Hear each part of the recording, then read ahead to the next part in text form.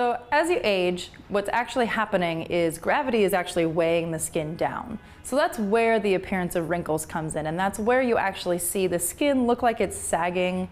You know, you see people with the jowls, it looks like their cheekbones are kind of hanging down a bit, the neck gets a bit wrinkly, things like that.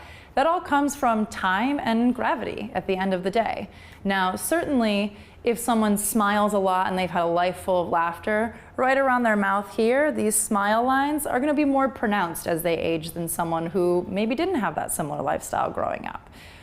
Think of too, you know, say someone worked outside for a very long time, whether they were in a hot climate or a cold climate. If you're outside a lot in a bright sunny or bright snow white environment, you're going to be squinting a lot. So your wrinkles and lines around the eyes are going to be more prevalent than someone who maybe didn't grow up in that sort of scenario.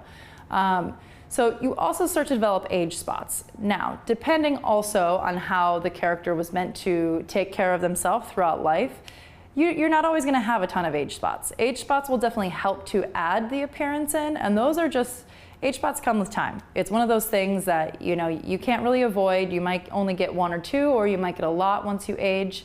If you were someone who took care of your skin very religiously well throughout your entire life, you may have very few to none. However, if you were someone who just lived life like normal, didn't pay too much attention to it, you might have a lot more than that type of person.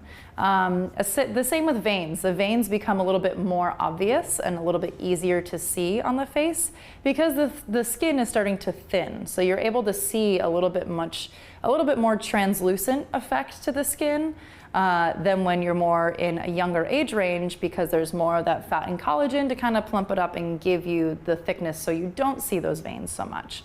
So all those things will start to change and start to become more visible on the face. But again, very important to get all the lifestyle changes and all of the factors when you're deciding this. Now, the other thing that's very important, aside from adding in your age spots, your veins, your wrinkles, things like that, is at the neck. The neck is one of the first places that you actually see aging, especially on a woman, as opposed to a man. And that's important to note too, is that women and men age differently, and they age at different speeds and different paces. So while you're doing your research, make sure that you're getting images of a female if you're aging a female, or images of a male if you're aging a male. The neck on women is much more important than men, but it is just as important for men. Same with the hands. Any skin that is exposed, like we've talked about in all these other modules, the makeup never stops at the face. If the neck is exposed, you have to continue onto the neck. If the chest is exposed, you have to continue onto the chest.